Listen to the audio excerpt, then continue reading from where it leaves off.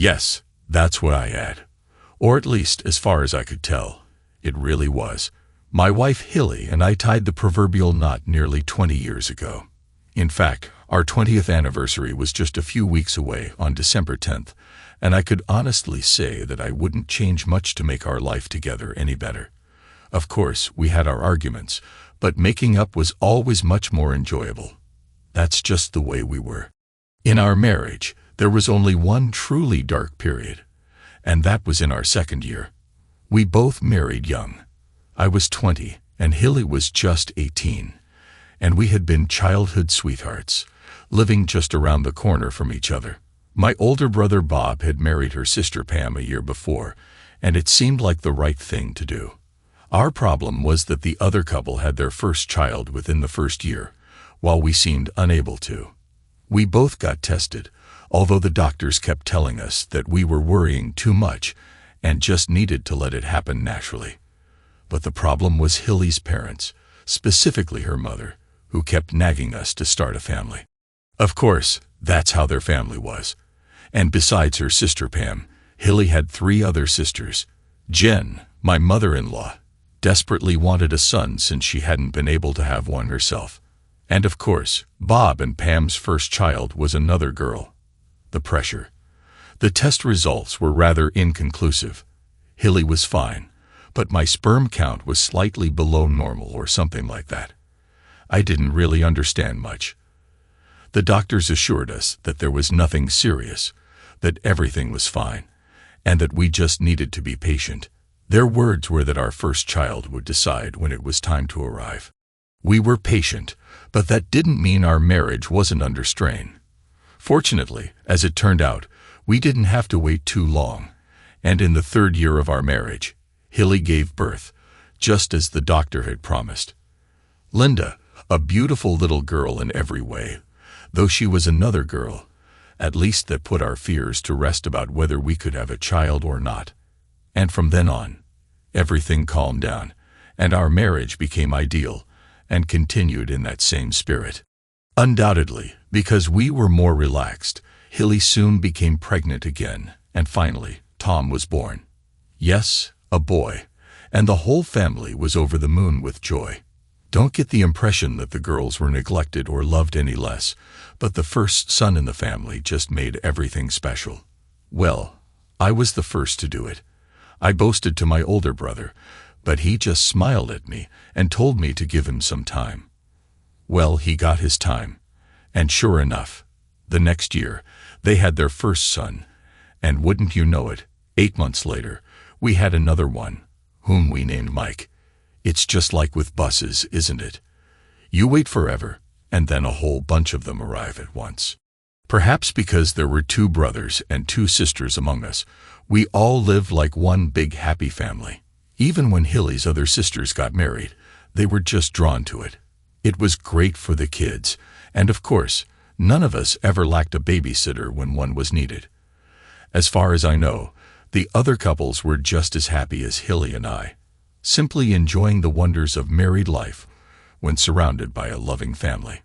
There were a few other troubles as well, like when Bob had an accident at work and I practically had to stay by his side while they slowly transfused my blood into him.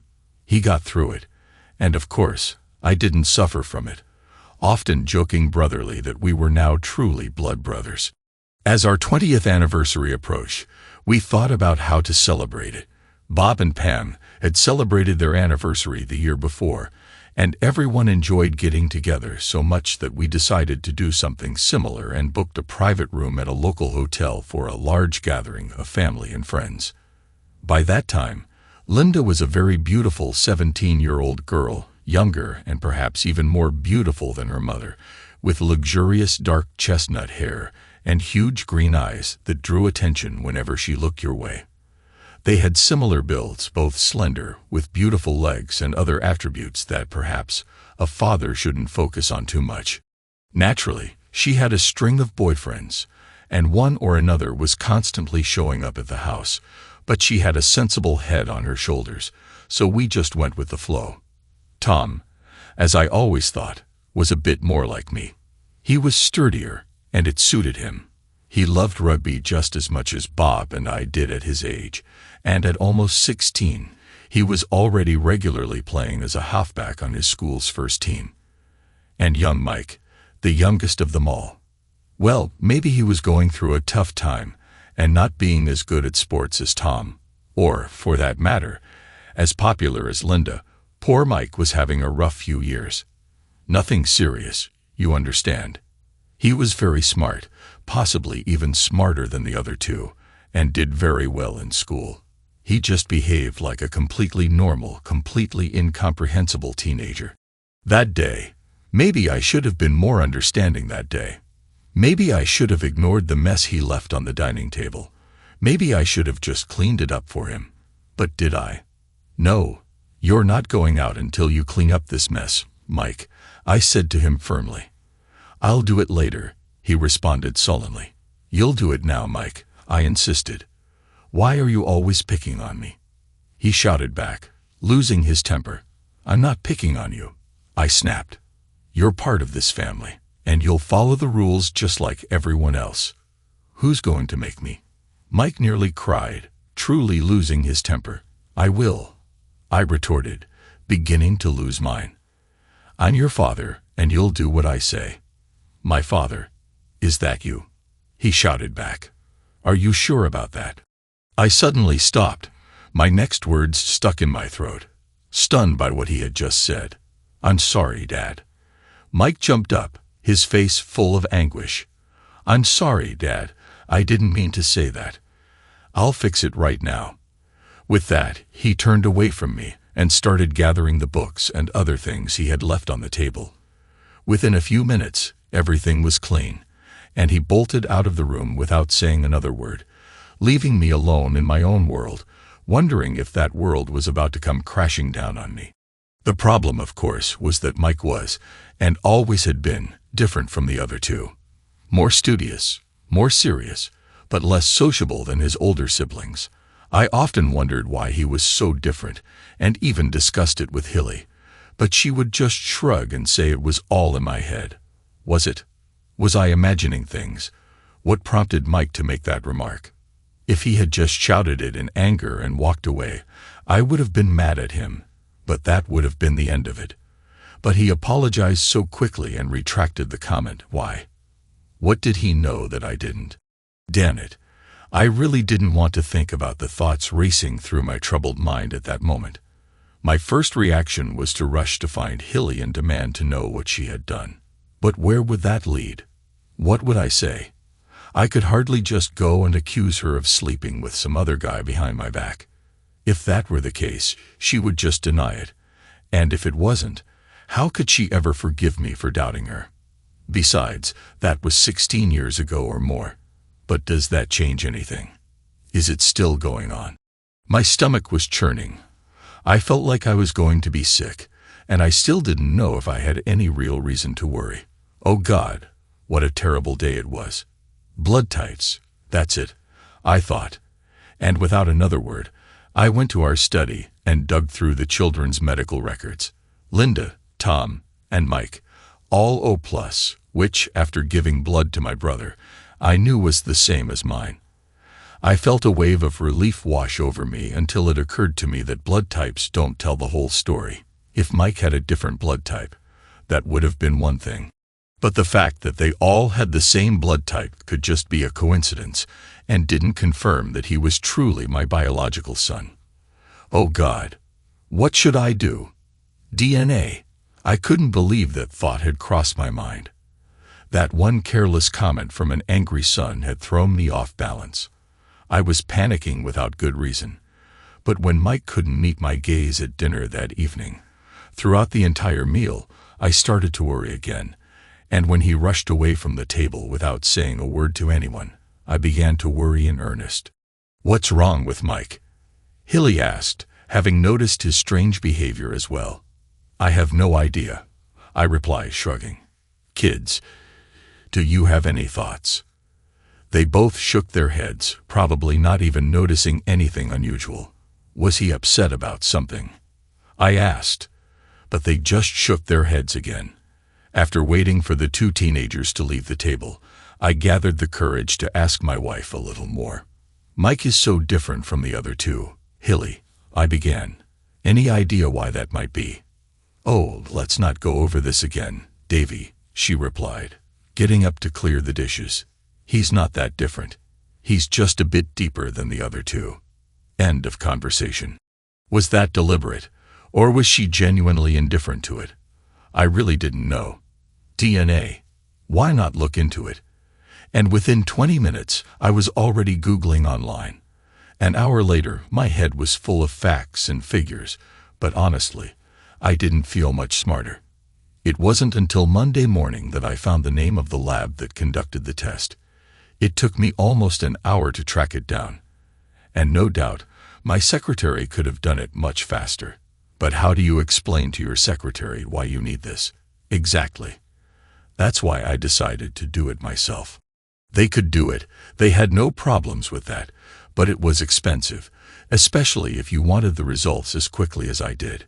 But I had to know before risking my marriage, was Mike my son or not? When I told them I had 3 children, they suggested I send in samples from each of them for cross-checking along with one of my own. Have you ever tried to get even a single hair from your grown children? It's not easy, I'll tell you. And considering that Mike kept avoiding me at every opportunity, this was the hardest of all. Nevertheless, I managed, sent them off, and then waited. Now all I could do was wait for the information. Was Mike my son or not? Over the next week, Mike seemed to calm down again, probably relieved that I hadn't brought up his outburst. We almost reached the point where I felt I could gently bring up the subject, but I decided it was better to wait for the results, now that I had gone down this path. My wife, of course, continued to be her usual loving self, and nothing else seemed to change in our routine. I can't say it was the most passionate sex we had during those few days, but I didn't turn it down. Doubts were eating me up inside, and although I tried my best to hide it from Hilly, I just couldn't have sex with her without wondering who else might have been doing it over the 20 years of our marriage. One evening, we were having dinner with my brother and his wife, and when he and I were alone, I almost confessed my fears to him. We were very similar in almost everything, so if someone else was Mike's father, logic suggested it couldn't be him. My God, why did I even think that? Had I really become that paranoid? However, something stopped me. I shouldn't burden him with my doubts, and in the end, I was sure he would be there for me if the results were bad. I stayed calm. I kept quiet. I was so quiet that Hilly asked me a couple of times if everything was all right with me. I'm fine, I told her, just have a few things on my mind. For a moment, she looked concerned but didn't press me further.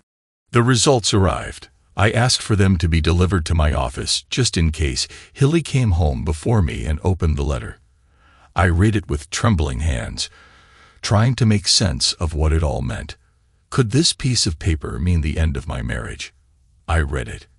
As far as I could tell, Mike's results matched mine well enough, and I relaxed, though I still didn't fully understand it. You can probably guess that medical terms are just a blur to me. In fact, the whole report was full of phrases like good match and close match, so it seemed like all of this had been a storm in a teacup. What a damn relief! I felt tears well up in my eyes, and thanked the heavens that I hadn't shared my fears with Hilly. I decided to make it up to her that very evening, maybe invite her out to dinner. And then, rereading the cover letter, which I hadn't paid much attention to before, I saw that the lab wanted me to call them to discuss the results. I figured it was just an excuse to make more money off me, and I wondered if it was worth worrying about. "Hello, this is Davy Jones," I said when the phone was answered. Dr. Hoskins asked me to call them. After giving the woman some information and other details, I was finally connected to the good doctor. "Hello, Mr. Jones," he greeted me. "Have you had a chance to review the results we sent you?" "Yes," I replied confidently. "If I understand correctly, it seems my concerns about my son Mike were unfounded." "Yes, but I'm afraid it's not quite that simple," he blurted out, and it felt like the floor vanished beneath me as I waited for him to shatter my world. "You mean he's not my son?" I muttered in response. That's not the case, Mr. Jones, he continued. The likelihood that he isn't your offspring is less than 1 in a million. I would stake my entire reputation on him being your biological son. So Mike is my real son. I replied with relief. Yes, Mr. Jones. What's the problem then? I continued uncertainly. What else could be wrong? By that time, I was already quite worried because I had read somewhere that a DNA test could reveal genetic diseases and the like. Was Mike sick? Did one of us have something terrible? What was he going to tell me? It's the other 2 samples you sent, the doctor informed me seriously. The ones from your son's brother and sister. Yes. What about them? I asked, beginning to panic. Is something wrong with one of them? Well, it appears that they are only half-siblings to your younger son, Mr. Jones. Half-siblings. I hissed at him. What does that mean, doctor? What are half-siblings? It means, Mr. Jones, he continued, that it is very unlikely you are their biological father. I dropped the phone, and the next thing I remember is coming to, surrounded by a group of my coworkers. Give him some air. I heard someone say as I slowly regained consciousness, struggling to breathe. Are you okay, Davy? Another voice asked, and I nodded, trying to get to my feet. They helped me up, and I found myself sitting in my chair, while people behind me murmured about how hot the office was and how much stress they were all under because of the workload. What nonsense. If only they knew. They had someone drive me home, telling me to take the day off. I was grateful that when I arrived, the house was empty. Hilly was at her part-time job, and the kids were at school. I had to do it. I really didn't want to do it, but I had to. With trembling fingers, I dialed the lab's number again. And after a few moments, I was speaking with the doctor once more, apologizing for cutting off the call earlier. I'm sorry, Mr. Jones, he said. I should have warned you beforehand, but we usually communicate by mail, and it can sometimes be very challenging. I told him I understood, that I was fine, and he reviewed the test results with me again. Mike was undoubtedly mine. Linda and Tom were unlikely to be my children, but the results said that all the matches were good or close. Doctor, I pleaded. Could there be some mistake? If we had only 1 sample, he explained cautiously, we might have asked for another sample for verification. But with 2 samples, it's almost 100% certainty. Those 2 are full siblings, but I'm afraid it's unlikely that you're their father. But you said they were close, I repeated, desperately clinging to the thin thread of hope. What does that mean? Do you have a twin, Mr. Jones? He asked cautiously. Or perhaps a brother? My brother, I exclaimed excitedly. What the hell does he have to do with this? You have to draw your own conclusions, Mr. Jones, the doctor continued. If you could obtain a sample from your brother, we could conduct a verification. But I was no longer listening. My little perfect world had truly come to an abrupt end. What was I supposed to do? Did I want to end my marriage? Did I want to cut ties with my only brother? You can divorce your wife, but you certainly can't divorce your brother. Maybe it would be better to continue living as if I knew nothing. To go on living a miserable lie. I couldn't. In any case, what about Mike? He knew something, that much was clear, but it seemed like he had the wrong idea. Of course, from now on, I would see my son Mike in a different light. But would I love Linda and Tom any less? I couldn't imagine that I would. How could I? They were my children, whether I created them or not, and no piece of paper could change that. But what about Hilly? That was the big question. What to do with that cheating? And my bastard brother, for that matter. And Pam, my sister-in-law. What about her? How would she take the news? How would the rest of the family react? Too many questions were spinning around in my head. Oh God, it was all so complicated, and I didn't feel ready for this ordeal. I remember walking out the front door and starting down the street, but the next thing I remember is waking up in the hospital with bandages on my arms. I had stumbled in front of a car, drunk out of my mind, but I didn't know that at the time. "Davy, are you okay?" I turned to see who asked the question, but it hurt. It hurt like hell. It dawned on me that it was my wife. No, not my ex-wife. Not yet. Anyway, speaking to me, she was still my wife. I didn't say anything, at least nothing significant. I just didn't know what to say. How about, "Hi, darling. I just found out that the 2 kids aren't mine, and that you're sleeping with my brother. Did you have a good day? What's for dinner?" Doesn't quite sound right, does it?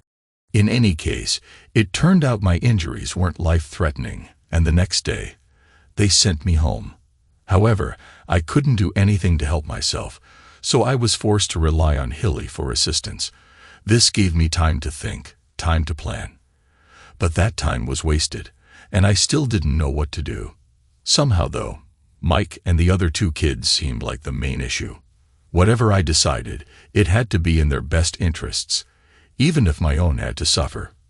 From now on, Hilly's interests would come last. All I knew was that our 20th wedding anniversary was approaching, and the room for the big dinner had been booked. By then, everything needed to be resolved.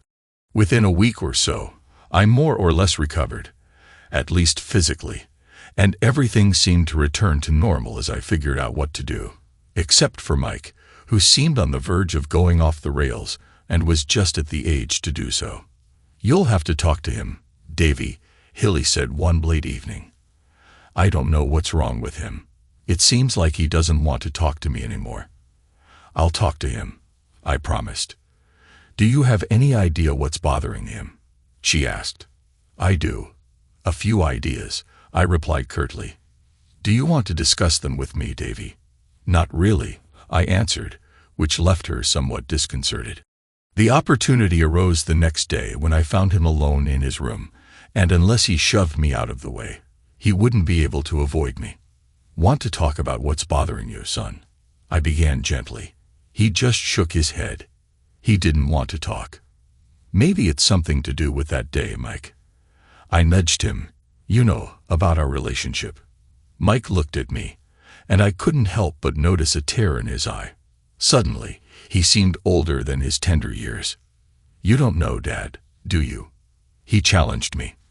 "I might know more than you think, son," I replied, trying to keep a smile on my face. "Then why don't you do something about it, Dad?" he whined. "Why do you let them get away with it?" Wait, this wasn't going as I thought.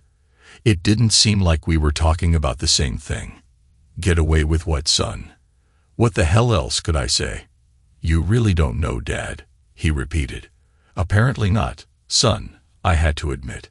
"It's Mom and Uncle Tim, Dad," he told me, barely above a whisper.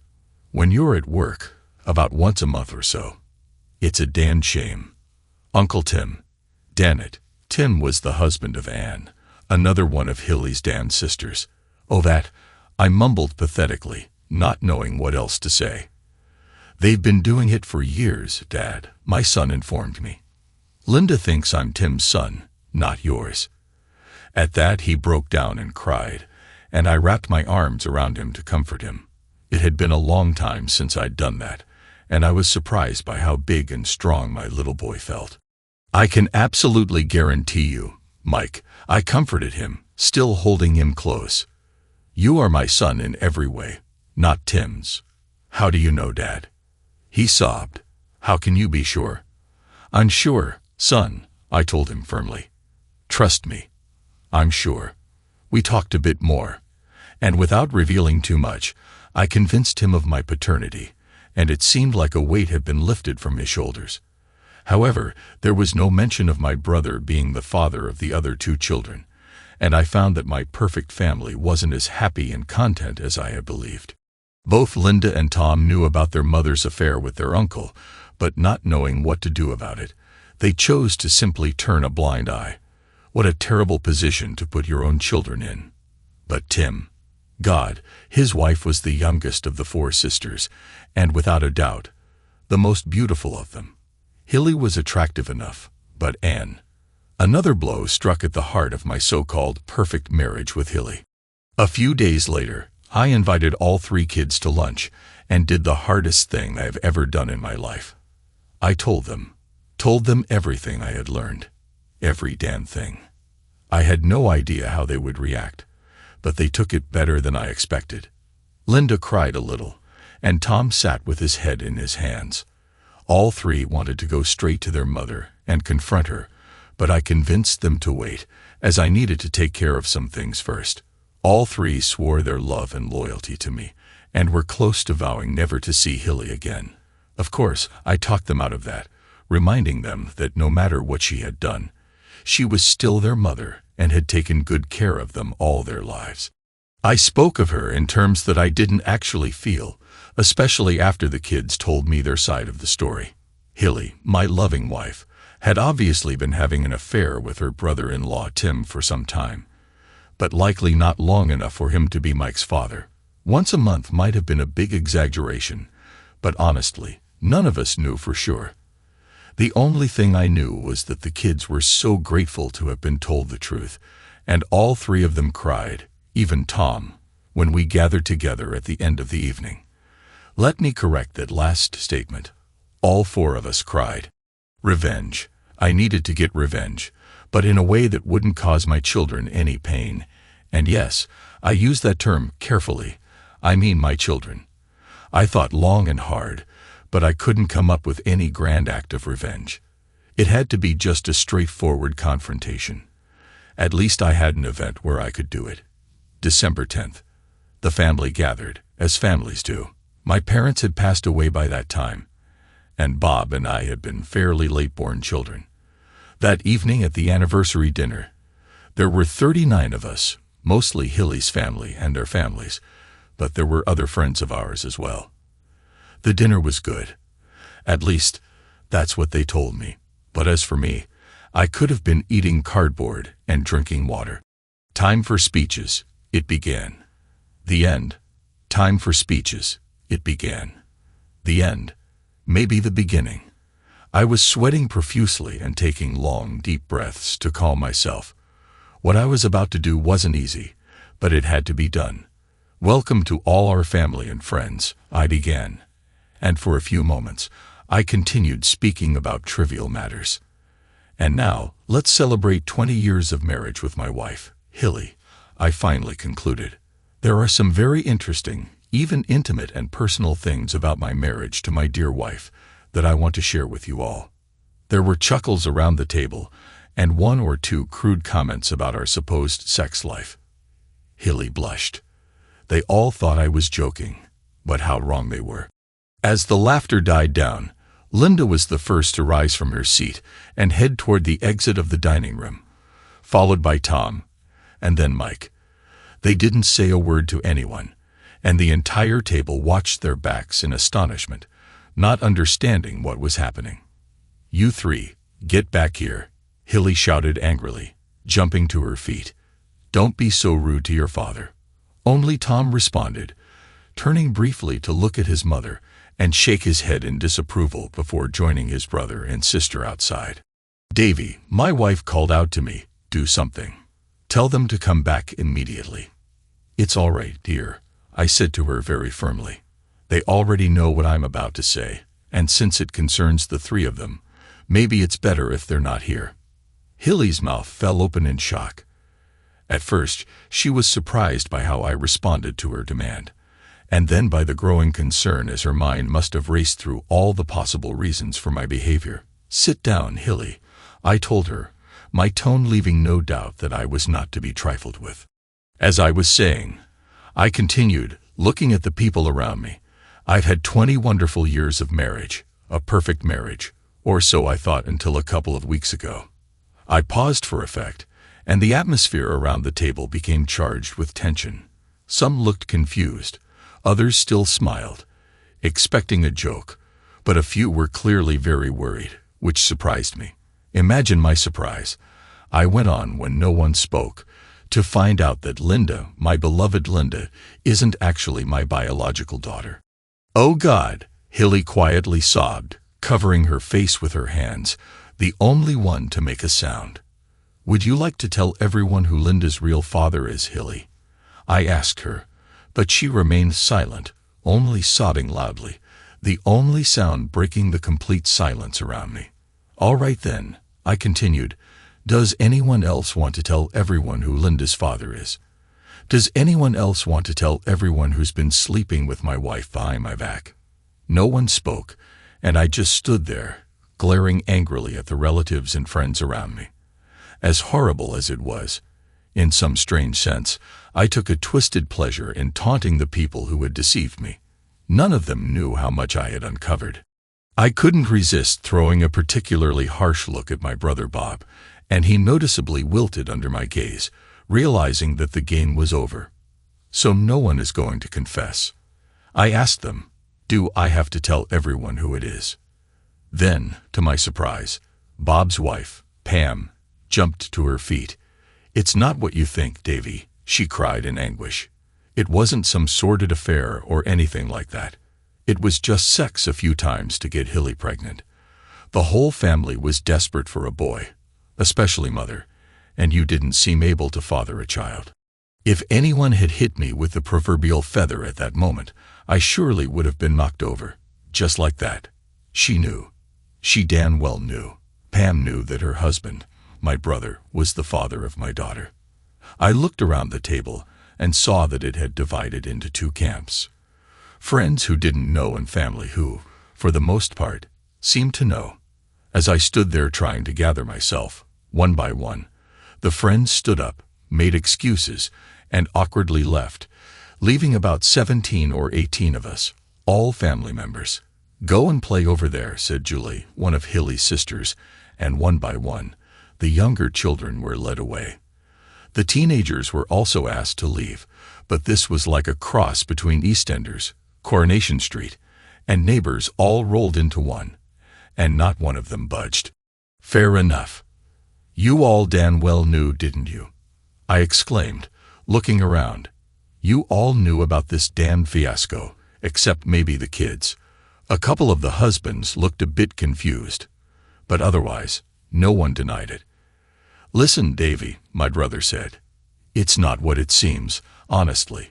He wanted to add another stupid comment, but my hate-filled glare made him shut up. So you all knew that Bob was having sex with my loving wife, and was Linda's father? I demanded of those sitting at the table. No one said yes, but again, no one denied it either. It was only 3 times, Davy. Pam spoke up again, just enough for her to get pregnant. Whose damn idea was it? I shouted at them, my temper beginning to flare. Again, no one said anything, but far too many glances were directed at Jen, my mother-in-law. I could have guessed. Thanks, Mom, I said to her solemnly. Your desperate desire to have a son in the family cost me my marriage. No, Hilly cried out, finally deciding to participate. Please don't say that, Davy. You can't say that. I couldn't live without you. Surely you can forgive me for just one mistake. One mistake. I asked her. Just one mistake. Of course, darling, Hilly sobbed. It was just that one time. It seems terrible now. But when Mom planned all this many years ago, it seemed logical. And what about Tom? Of course, he's yours, Davy, she whimpered. What do you mean? Wrong. I told her. I had a DNA test done, and his father is the same man who fathered Linda. The atmosphere at the table immediately shifted. What are you saying, Davy? Pam exclaimed in shock. You heard me, Pam, I said to her. If my ever-loving brother is Linda's father, then he's also Tom's father. Silence. This information was clearly new to everyone at the table, or at least to most of them. You're a bastard, Bob. Pam turned to her husband when the realization came. You promised me. You promised me. And then you went back to that. You promised me. And then you went back to that. Bob just hung his head, wishing he could be anywhere else. And you witch, shouted Pam at Hilly.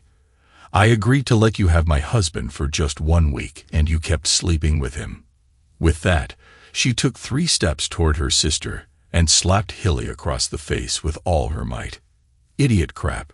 Blood-sucking cow. She cursed at Hilly, hitting her over and over, stopping and breaking into sobs only when one of the others pulled her away from her younger sister. Happy now, Jen? I spat at Jen, but all she did was stare blankly at me. "So who else has been sleeping with my wife behind my back?" I asked, when no one else spoke, looking directly at Tim, who was sitting on the opposite side of the table from me. "You bastard!" Julie screamed next to me. That caught me off guard too. "So it's true what they told me that night, isn't it, you bastard? You actually slept with her that night at the party." "Whoa, what's going on here?" Julie was yelling at her husband, Ted, who looked like a lamb, not denying a thing. "And you, my dear sister," she shouted at my wife. "Did you sleep with all the brothers?" "Well, she definitely screwed Tim," I added sincerely, actually starting to enjoy the whole show. What? I didn't. Tim wasn't even good at lying, and wasn't very quick that evening, failing to dodge his wife and fist as she punched him in the nose. "Don't come back to our house tonight," Anne yelled at her husband. And in fact, never come back. "That goes for you too," Pam told Bob. "I'm divorcing you, and I never want to see you again." The three scorned sisters linked arms and headed for the door. "You're no sister of ours," they shouted in Hilly's face as they stormed out. "Are you happy now, Jen?" I asked my mother-in-law, but her expression didn't change. She just sat there staring straight ahead, while Hilly continued sobbing in her arms. "I'm sorry, Davy," my father-in-law, Ulf, finally interjected. "If I had known." He trailed off, lost for words, but he was the only one among these bastards who made any effort to apologize. Then my brother Bob walked around the table and approached me, extending his hands with a look of utter shame on his face. "Davy," he stammered. "Davy, what can I say?" "Nothing, you bastard." I spat back, and with little force, I swung at him, landing a punch square on his chin. Maybe it wasn't strong, but the timing was perfect, and he stumbled back, tripping over a chair and sprawling on the floor, not in a hurry to get up. I guess you could say that at that moment, the party was over. It seemed like the fun had drained out of the whole evening. That night, Hilly never came home, and aside from coming to collect a few things, she never returned home again. The kids refused to speak to her for some time afterward, but no matter how much I hated her, I had to think about the long-term well-being of the children. Eventually, they came around and let her back into their lives, but it was never the same. I was their dad, and I guess she became more like a favorite aunt. The whole family fell apart. 2 of the 3 sisters who left that night got divorced, and only Pam stayed with Bob, though she gave him hell, deciding that what's good for the goose is good for the gander. Pam came by a couple of evenings later when the kids weren't home, and it quickly became clear what was on her mind. Whether it was revenge for her or revenge on me, I never found out, but I got my comeuppance. There was no love or compassion. We just had sex like rabbits for hours. It was strange, just like sex with my wife, but different. Afterward, she thanked me and left, and it wasn't until a few months later that I found out she had made it a habit, slowly working her way through Bob's friends until she had slept with nearly all of them. Would their marriage survive? I didn't know, and I didn't care. It wasn't my problem. But it must have been a damn shame for that damn brother of mine. 3 weeks later, one of the sisters and the pretty one called me and invited me to dinner. I went. We ate, talked, got romantic, kissed, and eventually ended up in bed. But this time, it was different, and after the initial passion, we made love, and it felt like the early days with Hilly all over again. I don't know why Tim neglected his marriage, but it certainly wasn't because of Anne's lack of sexual appetite. The sweetest revenge, perhaps, was when Ulf, the long-suffering husband of my ex-mother-in-law Jen, decided he'd had enough of her meddling, bought a 40-foot yacht, and spent the rest of his active life sailing around Europe. It paid off. Ian, and sometimes the kids, spent a week or 2 sailing with him. Places like the south of France, La Rochelle, and the Canary Islands became familiar to us. Linda met and eventually married a young Spaniard she met during one of our sailing trips. His family owns what might be the largest marina in Europe, and that came in handy too. The two boys are still out there, playing the field, perhaps wary of marrying too early, as their father did. They've got time. And me. I don't see Hilly, but the kids tell me she's living day to day and often asks about me. The kids tell me, and I just grumble.